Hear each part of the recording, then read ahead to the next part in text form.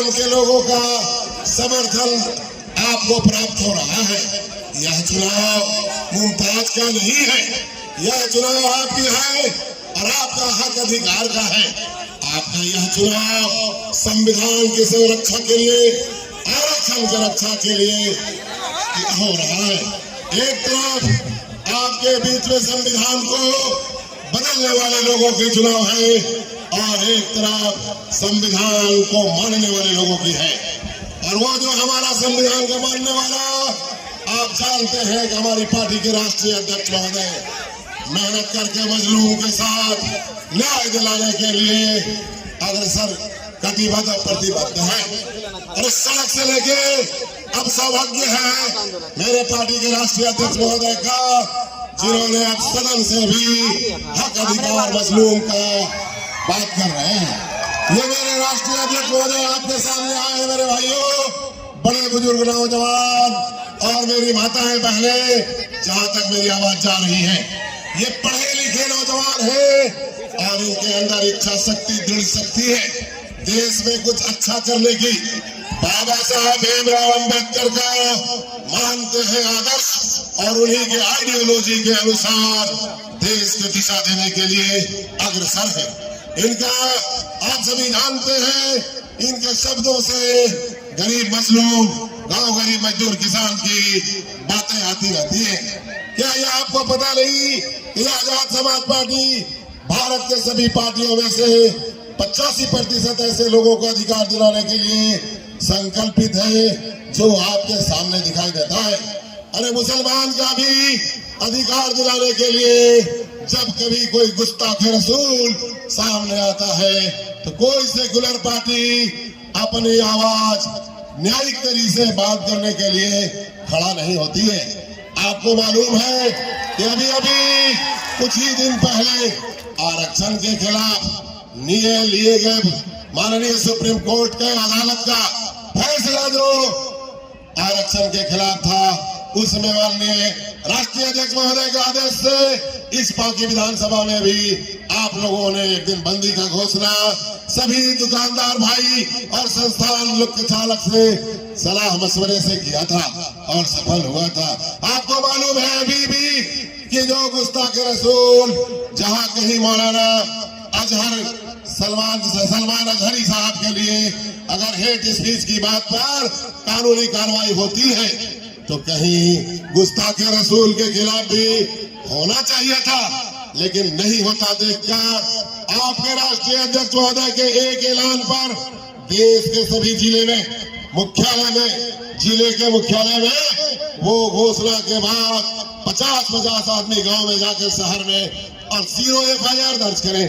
ये होने के बाद आपके डाल्टनगंज पलामू में ये भी हजारों आदमी ने वो पुतला जलाकर लोकतंत्र में संवैधानिक अधिकार के तहत 0 FIR करके दर्ज कराया था। तभी तो एक हफ्ता के बाद वो गुस्ताख रसूल की गिरफ्तारी हुई।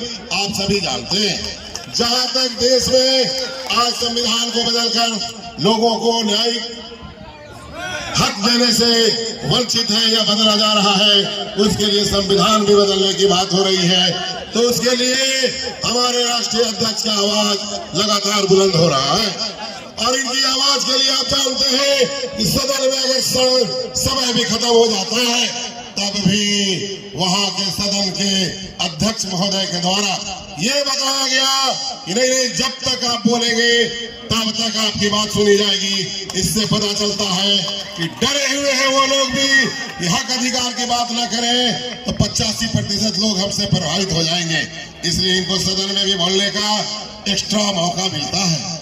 आपको खुशी होगी ये देखकर कि बाकी विधानसभा में आप सभी जानते हैं कि संवैधानिक अधिकार जो हमारा और आपका है, माननीय विधायक जो यहाँ के अभी हैं भारतीय जनता पार्टी के कुशवाहा शशि भूषण मेहता, यहाँ पर मानवता को तार तार कर दिया। संविधान इसकी इजाजत नहीं देते और उसके बाद भी वो असंवैधानिक तरीके से बाकी के मानवता को तार तार किया है। उनके साथ रहने वाले लोगों ने जो कांग्रेस पार्टी से लड़ रहे हैं अभी चुनाव, वो भी उन्हीं के साथ थे। नफरत की लगी आग तो उसमें घी डालने का काम किया गया है। यहाँ के लोग जरूर विदित हैं। ऐसे मौके पर अगर न्याय दिलाने की बात हुई तो कहीं न कहीं मुमताज नजर आया है। आपको पता होगा कि यहाँ जो पूर्व विधायक हैं जो सेकुलर कह के कांग्रेस पार्टी को हुआ करते थे और वो कांग्रेस के नाम पर वोट लिया भाजपा को हराने के लिए। 2016 में हम लोगों ने उनको वोट दिया था कि भाजपा को हराना है। 21,000 वोट से हराकर 35,000 मात्र भाजपा का वोट रहा था और वो हारे और ये जीते थे। जीतने के बाद इन्होंने जो 56,000 वोट लिया उसके बाद ये अपने रंग में आए और वो 56,000 वोट लेने के बाद उसका सौदा कर दिया। जहां यूपीए इंडिया के उम्मीदवार माननीय मुख्यमंत्री महोदय के भाई बसंत सोरेन जी को वोट देना था, इनको अपने गठबंधन धर्म के अनुसार इन्होंने भाजपा से सौदा कर लिया। 200-300 करोड़ में, पता नहीं कितना में, आज तक नहीं बताए कि हम कितना में बेचे आपका जमीन को। भाजपा को वोट दिया हम नहीं और फिर माननीय मुख्यमंत्री आदरणीय रघुवर दास जी को लाया और क्षेत्र में भाजपा का प्रोग्राम खुल्ला किया। तब उनका 38,000 वोट से उनको हार का सामना करना पड़ा। आप जानते हैं 5 साल रहने के बाद भी यूपीए और इंडिया के साथ रहने के बाद अभी वर्तमान में लोकसभा का चुनाव हुआ तो वोट का अंतर और बढ़ गया, हार का अंतर और बढ़ गया। तब आप जानते हैं कि आपने जो वोट दिया था सभी मुसलमान भाई 100% एक तरफा कांग्रेस पार्टी के गठबंधन के उम्मीदवार को, जिसका वोट अकेले 40,000 होता है, वो 40,000 पाने के बाद सिर्फ 54,000 वोट मिला था। अभी लोकसभा में 54,000 वोट आने के बाद कांग्रेस पार्टी के नेता उनको अपना कान पकड़कर अपने पार्टी से बाहर का रास्ता दिखा दिया। आज निर्दलीय लड़ रहा है। निर्दलीय लड़ने में बहुत से ऐसे लोगों को, मुसलमान को जोड़कर और ये बता रहा है कि मुमताज का वोट पश्चिम तरफ नहीं है, जाके बताता है पूरब तरफ। अब पूरब तरफ जाता है तो बता पूरब के पश्चिम, तो पूरब तरफ वोट मुमताज का नहीं है। हम लोग सभी हैं बिट्टू बाबू के साथ, निर्दलीय के साथ। तो फिर हम बताते हैं उनको, आपको सवाल करना है उनसे कि समाज का काम आपने किया है ऐसा जिससे हमको आपकी बात मान लेना चाहिए और मुमताज को इनकार कर देना है। आपको बताना होगा वहां ये कि हम जानते हैं कि पाकी विधानसभा में पिछले 25 वर्ष का अनुभव इस इंसान को है कि ये लोगों को बीमार का इलाज हॉस्पिटल में कराता है। आपको पता है कि अपने बच्चे, अपने बीवी बच्चों से, अपने परिवार रिश्तेदार से, हितनात दोस्त अहबाब से शरीर का खून भी लगातार निरंतर देने की मेरी परंपरा है। खून देकर के जान बचाने वाला एकमात्र इस जिले में अगर कोई चुनाव लड़ने वाला प्रत्याशी होगा तो वो सिर्फ और सिर्फ आपका भाई या आपका बेटा या आपका परिवार मुमताज ही है। खून तो देना, अरे पानी जो नहीं दे सकता कोई प्रत्याशी, वो खून क्या देगा? खून देकर के इलाज कराने वाला इंसान जब मुसीबत के घड़ी में कोई होता है तो 25-30 साल का अनुभव है जिसको, वो है मुमताज, जिसको थाना में, अनुमंडल पुलिस पदाधिकारी, एसपीओ, डीसी के यहाँ अपने अनुभव से इंसाफ दिलाता है। इंसाफ दिलाने वाला कोई माइकलाल इस प्रत्याशी में नहीं है, ये मेरा दावा है।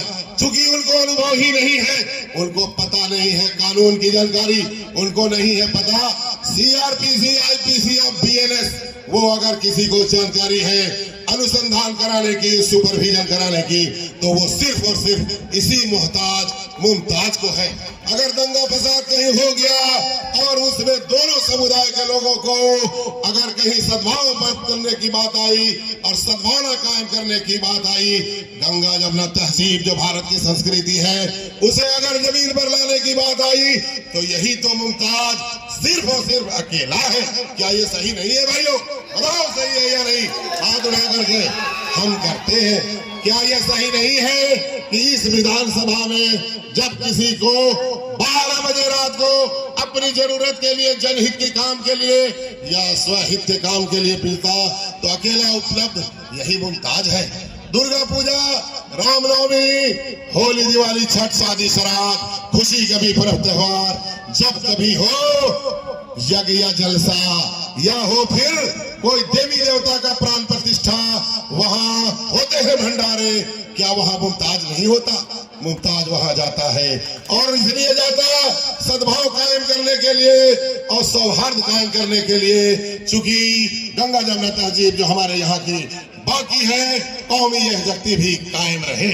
इसलिए आपको एक तरफ चुनाव हो रहा है, मेरा जो चुनाव है आप स्पष्ट चुनने गांव में जाकर के बताना कि मुमताज जो चुनाव लड़ रहा है नेचुरल, वास्तविक, अपने कर्मों के आधार पर, अपने किरदार के बुनियाद पर लड़ रहा है। ये मेरा दावा है।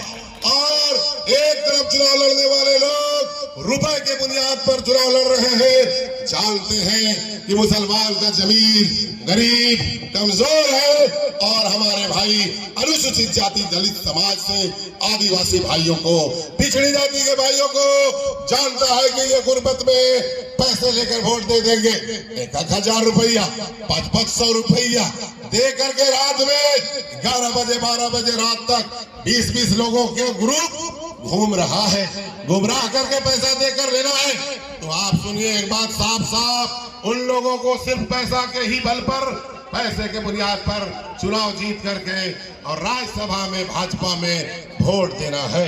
भाजपा के समर्थन से लड़ने वाले या चार भाजपा के नेचर और आचरण के लोग 4-5 उम्मीदवार लड़ रहे हैं।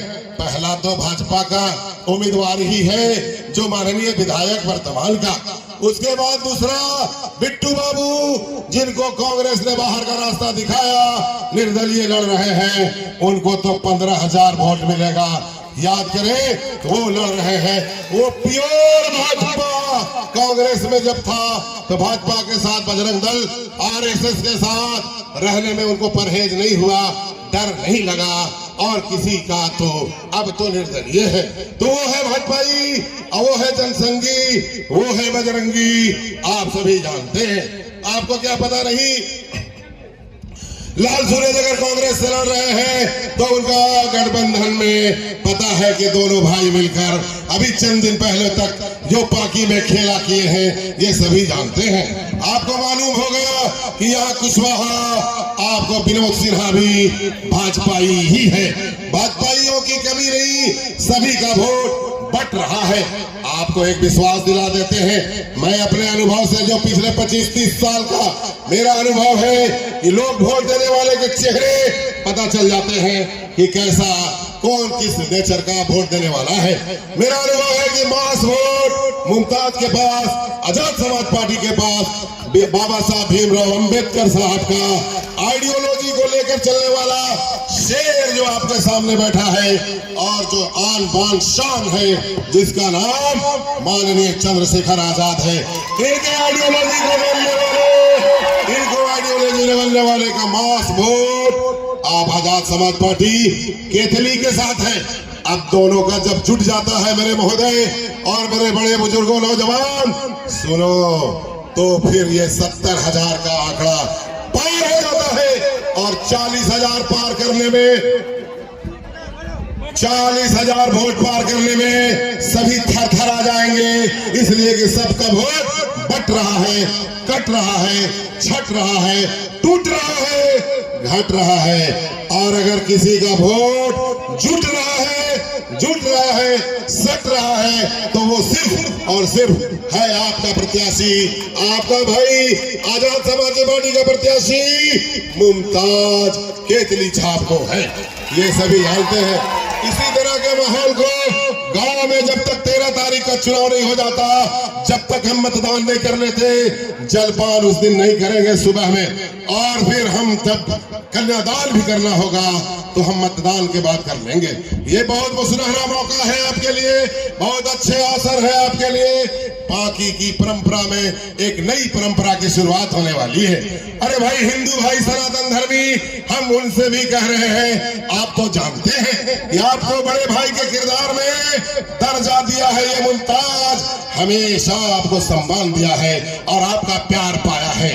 तो आपको मैं कहने आया हूँ आज आपसे, बड़ा दिल दिखाए आप, छोटे के किरदार में है कोई मुमताज।